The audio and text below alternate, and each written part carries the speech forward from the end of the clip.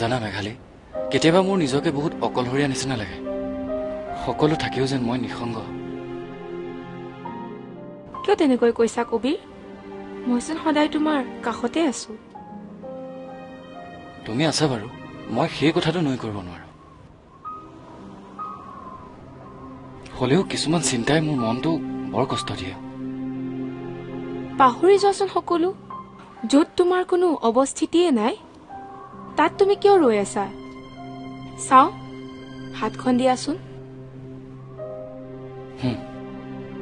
এতিয়া অনুভৱ কৰা, তোমাৰ দুহাতত যি দুখন হাত আছে সেই হাতখন বৰ বিশ্বাসৰ।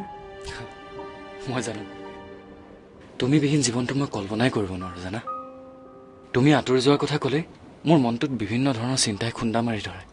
সকলোৰে জীৱনত একো একোজন স্পেচিয়েল মানুহ থাকে, যাক তুমি মনৰ সকলো কথা খুলি ক'ব পাৰা, যাৰ ওচৰত তুমি খং অভিমান সকলো কৰিব পাৰা, আৰু যিজনে তোমাক কেতিয়াও ডিচ নকৰে।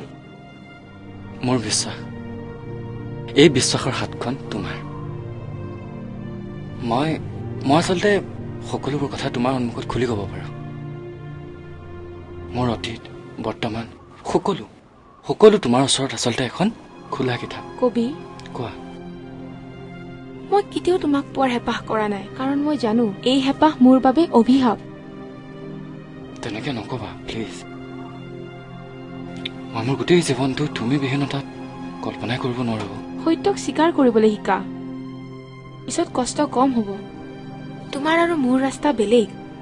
আমি নদীৰ সেই দুটা পাৰ, য'ত আমি ওচৰা ওচৰিকৈ থাকিবতো পাৰিম, কিন্তু কেতিয়াও লগ হ'ব নোৱাৰো। কথাবোৰ মোৰ নিঃসংগতাতে আৰম্ভ হ'ল আৰু নিঃসংগতাতে শেষ হ'ল। নিঃসংগতাক জীৱনত প্ৰভুত্ব হ'বলৈ নিদিবা। তোমাৰ ভাল লগা কামবোৰ কৰি যোৱা, জীৱন এনেই সুন্দৰ হৈ পৰিব। তোমাৰ এই কথাবোৰে মোৰ মনটোক শান্ত কৰি ৰাখে জানা কবিৰ, মই মোৰ জীৱনত মানুহৰ সমাগম হ'বলৈ নিদিলো। হিচাপ কৰি মই বন্ধু বান্ধৱী কৰো, আৰু সেই অলপমান বন্ধু বান্ধৱীৰ মাজত তুমি মোৰ বাবে সদায় আপোন। তুমি কিন্তু কেতিয়াও ভাগৰি নপৰিবা দেই, কাৰণ তোমাৰ এই সাহসবোৰে মোক জীয়াই থাকিবলৈ বহুত প্ৰেৰণা দিয়ে জানা। সদায় এনেকৈ থাকিম তোমাৰ বাবে।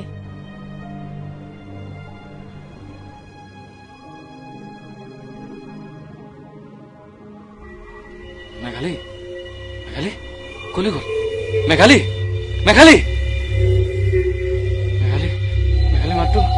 মাতটো মই শুনা নাই। আন্ধাৰ হৈ গ'ল দেখোন। মই একো দেখা নাই। মেঘালী ক'ত আছা? মেঘালী, মই একো দেখা নাই। ৰোহি, কি কৈছা তুমি? তোমাক মই আগতেও কৈছো তুমি এই আলমাৰিটোত হাত নিদিবা। ঠিক আছে নুচু, কিন্তু অতীতক এনেকৈ আৰু কিমান দিন হাত সাৱটি বহি থাকিবা? এবাৰ মেঘালীক নিজৰ মগজুৰ পৰা উলিয়াই পেলোৱাচোন, তেতিয়াহে তোমাৰ মন মগজু ঠিক হ'ব। Please don't. চৰি কবিৰ, মই মেঘালীক পাহৰি যোৱাটো তুমি কেতিয়াও নিবিচাৰো, কিন্তু এনেকৈ আৰু কিমান দিন কোৱা? চোৱা ৰোহি, তোমাক মই বিয়াৰ আগতেই সকলোবোৰ কথা কৈছো। এতিয়া সকলোবোৰ কথা জনাৰ পাছতো তুমি মোক আজি এনেকৈ কিয় কুৱেশ্যন কৰিছা? Okay enough. মই কেতিয়াও মেঘালীৰ কথা নুলিয়াও, আৰু এই আলমাৰিটো মই নুচো। তোমাৰ যি মন যায় তাকে কৰা। কি হৈছে কবিৰ? তোমালোকে এনেদৰে সৰু সৰু ল'ৰা ছোৱালীৰ দৰে কাজিয়া কিয় কৰি আছা? মানুহে শুনিলে কি কব কোৱা? আৰু তুমি পাহৰি গৈছা যে ৰুহি এতিয়া তোমাৰ পত্নী। তুমি মেঘালীক পাহৰি ৰুহিক আঁকোৱালি লোৱা। মা প্লিজ, মই এইবোৰ কথা আকৌ আলোচনা কৰিব খোজা নাই। ঠিক আছে, নালাগে আলোচনা কৰিব, কিন্তু মেঘালীক পাহৰি যোৱাটোৱে তোমাৰ কাৰণে ভাল হ'ব। চোৱা মা, তোমাক মই আগতেও কৈছো, তুমি মোক এইবিলাক বান্ধোনেৰে বান্ধি নাৰাখিবা। ৰোহিক মই বিয়াৰ আগতেই সকলো কৈছো যে মোৰ প্ৰথম আৰু শেষ প্ৰেম হৈছে মেঘালী। তেতিয়াতো তাইৰ একো প্ৰব্লেম নাছিলে, এতিয়া কিয় ইমান প্ৰব্লেম? আৰু মই এটা কথা ধৰিব পৰা নাই, তোমালোকে মোক কিয় মেঘালীৰ পৰা কাঢ়ি আনিব খুজিছা? কোনেও তোমাক মেঘালীক তোমাৰ পৰা কাঢ়ি আনিব খোজা নাই, কিন্তু মেঘালী আৰু কেতিয়াও ঘূৰি নাহে। তুমি তাইক কিমান দিন কল্পনাত জীয়াই ৰাখিবা? যিমান দিনলৈকে মই জীয়াই থাকিম। ঠিক আছে, যি মন যায় তাকেই কৰা, কিন্তু মনত ৰাখিবা ৰুহি তোমাৰ এতিয়া পত্নী, তোমাৰ দায়িত্ব। মই মোৰ দায়িত্ব সুকলমে পালন কৰি আছো মা। মই ৰোহিক মই কেতিয়াও কোনো বস্তুৰে অভাৱ অনুভৱ হবলৈ দিয়াই নাই, কিন্তু মেঘালীক পাহৰি মই ৰোহিক মোৰ হৃদয়ত স্থান দিব নোৱাৰিম মা।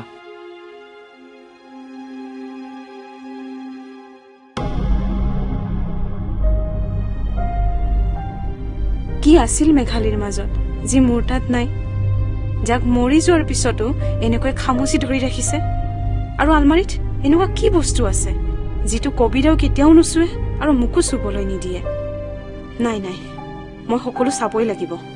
কি আছেনো আচলতে তাত?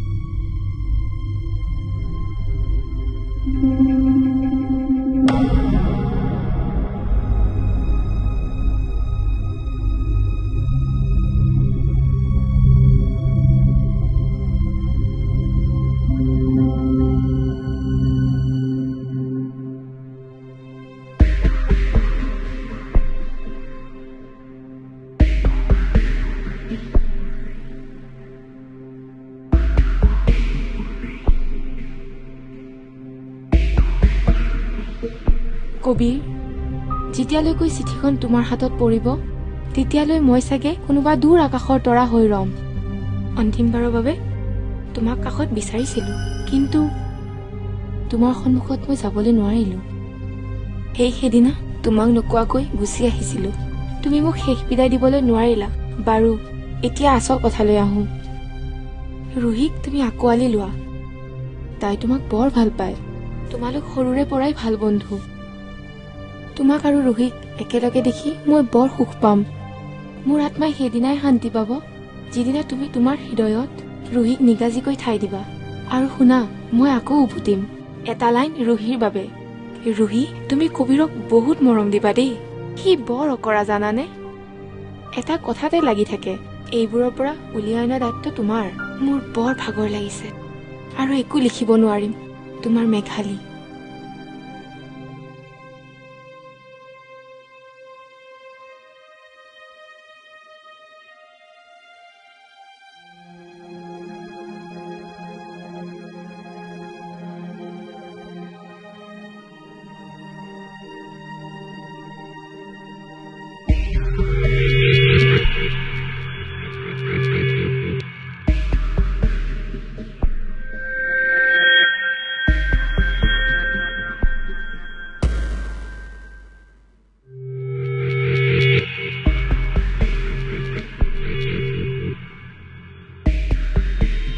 মেঘালীৰ শেষ ইচ্ছা তুমি এতিয়াও পূৰণ কৰিব নোৱাৰিলা।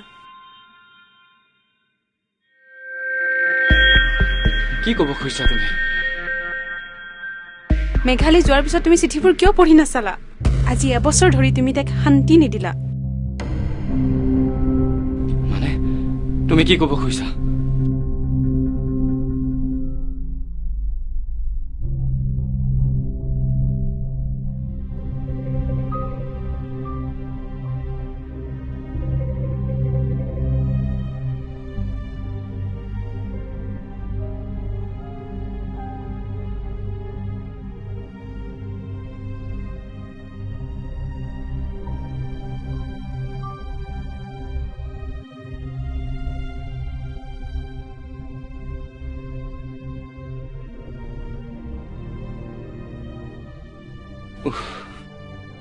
মেঘালী, তুমি মোক ক্ষমা কৰি দিবা। মই তোমাৰ শেষ ইচ্ছা পূৰণ কৰাত ব্যৰ্থ হৈছো।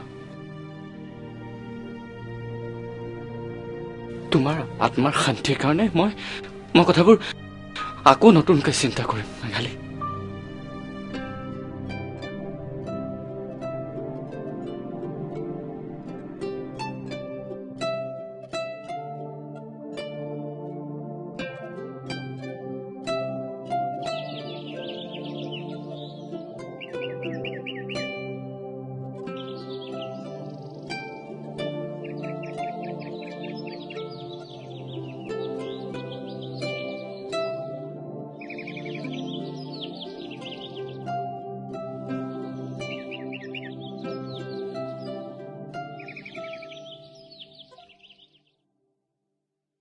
হে প্ৰভু, মোৰ ওচৰত যে আৰু আন একো উপায় নাছিল।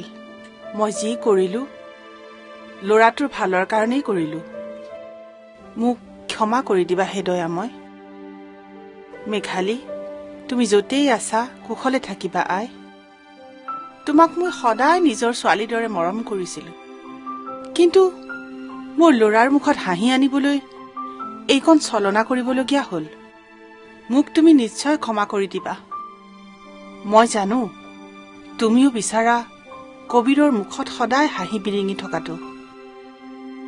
নাৰী তুমি ছলনাময়ী, কথাষাৰ সঁচা নিশ্চয়। মাতৃৰ ৰূপত সদায় স্বাৰ্থপৰ হ'বলগীয়া হয়। সন্তানৰ সুখৰ বাবে কিমান যে ত্যাগ কৰিবলগীয়া হয়